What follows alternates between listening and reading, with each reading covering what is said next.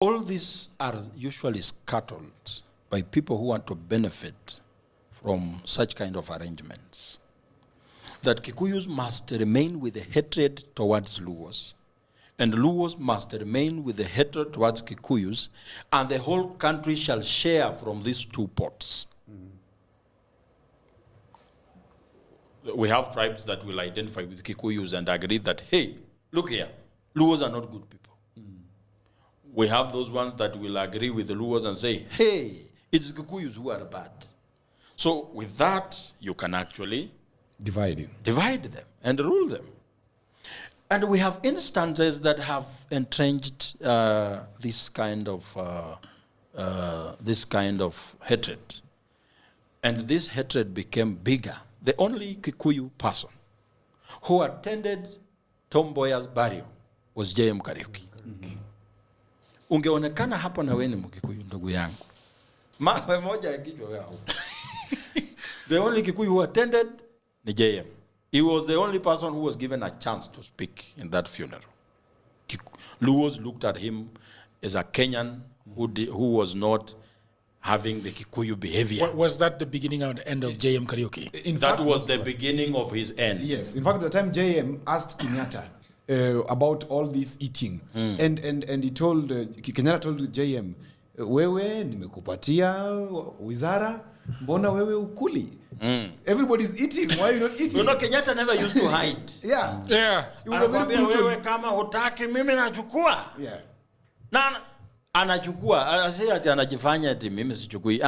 He tells you. And you're right, people who are very lowly educated have very crass language. Yeah, very crass language, yes. True.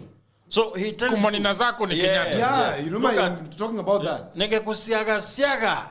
Look at how he talked to Jaramogi at Russia hospital. The Russia hospital incident. Look at this. Tom Mboya has just died. Yeah. It's less than 3 months. The community is still wounded. The community is still wounded and the tension is still high. Then someone advises the president to go and open a hospital in Kondele. In Kondele. A hospital that was the hospital that had also raised political tensions. Because the hospital was also constructed with money that was obtained from the Russians. And Kenyatta was all along suspecting Jaramogi for colluding with the Russians to throw him out of power. Yes. So look at who invited him to go and open this hospital, by the way. The people in government. There was a political people in government, of course, because it's the order.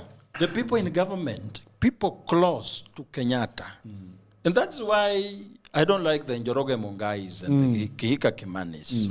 Those are the people who messed this country up. True. Very true. Even Jonjo was not a good person. Ilibidi Raila aenda amlecture kidogo. There is a time, you know, this tribal vitriol. He said he cannot shake the hand of a Luo. He will get cholera.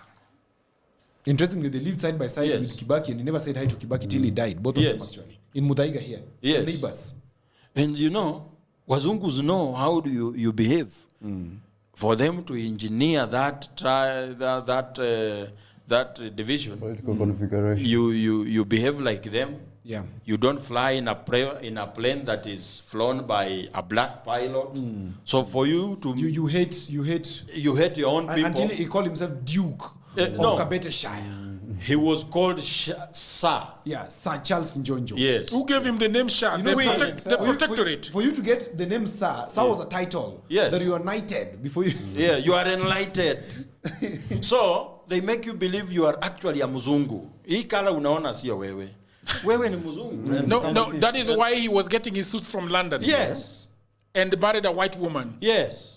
He didn't want anything to do with black. Huh? You're too much. Yes, but he was saying he was a black man. He was a but his reason of marrying a white woman was not the one you are thinking. I don't think Joakim, in all fairness, I don't think if we know why he married a white woman. No. Huyu anajifanya sasa eti anafikiria sana. No. Look at Jonjo. Because if you are buying your suits in London, and you are not shaking hands of us fellow Africans, utapata kolera. Raila mutafute wapige picha na Raila wakikula samaki kwa kibanda. Ndio Wajaluo wakue wajue. Nilikuwa nawaambia Hii maneno imeisha. Wamesalimiana na Raila na wamekula samaki. Na mikono. That is how the tensions were done. It has always been about Luos and Kikuyus. Look at 1990. We have a foreign affairs minister who is very eloquent. Robert Ouko. They go with Moi in the US.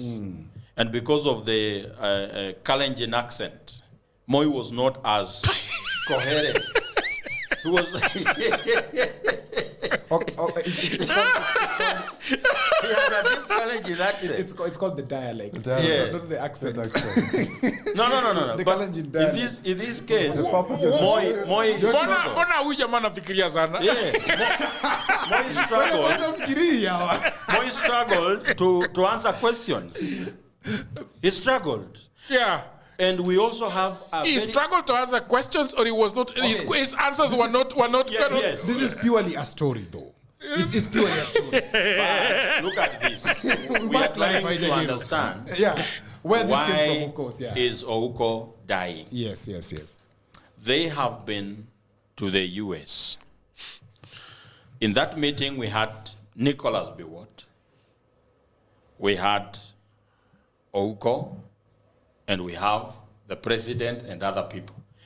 In the American hierarchy of power, a foreign affairs minister there is called Secretary of State. That's the second most powerful. That's a very person. big person. So the recognition they gave to Ouko was presidential.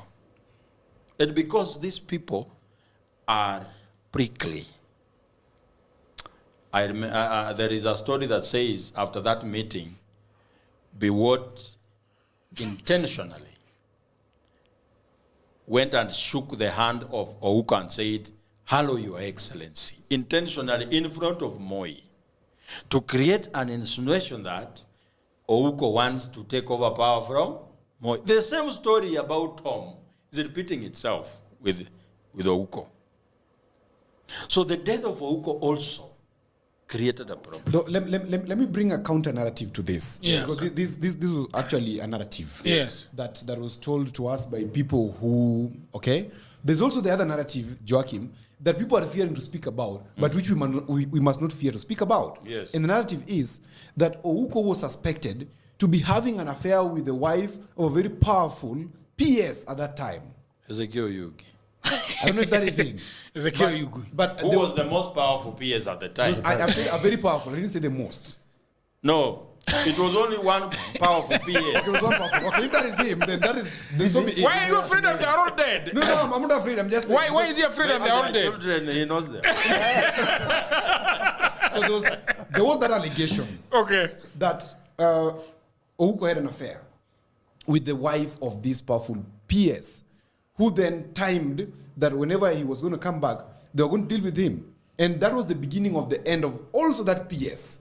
Because after Ouko's murder, this PS never ever again came back to life as he was before.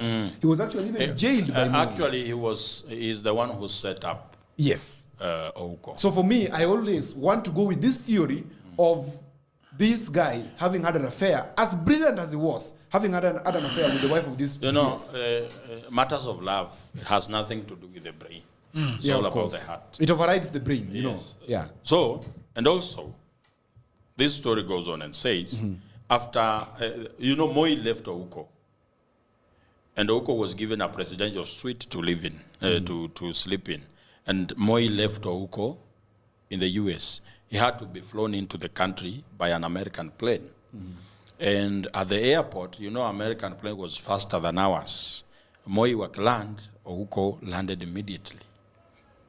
And Biwott goes and tells Ouko, usiende kwa mzee, amekasirika.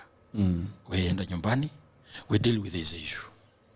Alafu anaenda kwa Moi anamwambia, look here. So nono Ouko hataki kuja. What is he hiding? Huyu mtu anataka kukongoa kwa power. You see the rift. Moi is very innocent. But there is this kamutu hapa katikati. So we now don't have Kika Kimani, we don't have Mungai, but now we have Biwott. Yes. But the Kika Kimanis were still there. But they were out. Yes. The JJ Kamotho. But they were not in the kitchen cabinet anymore. Remember, when President Kenyatta died, there was an opposition towards President Moi. Yes. And there was an attempted coup in 1979, or thereabout, I'm not certain of the exact date, where Njonjo and his team wanted to make sure that this passing cloud was not going to sit around for long. And they wanted him out. Now, that Kikuyu clique, especially the Kiambu clique, that was around Kenyatta, was not advocating for Moi. So Moi had to have a new team of court jesters, which now included JJ Kariuki and Kamotho. JJ Kamotho and all that. So, everything that was going on was about the division on tribes. Na hii kitu imeendelea ikakufa kidogo 202 when Baba said Kibaki tosha. And there was a slight fresh breath between the two tribes. But then again, it emerged when we had in the newspapers that Materi Keriri, who was now State House controller after Kibaki had taken over, chased Oburu Odinga out of State House. Thank you very much, people of the internet. It was hakuna deni hapa.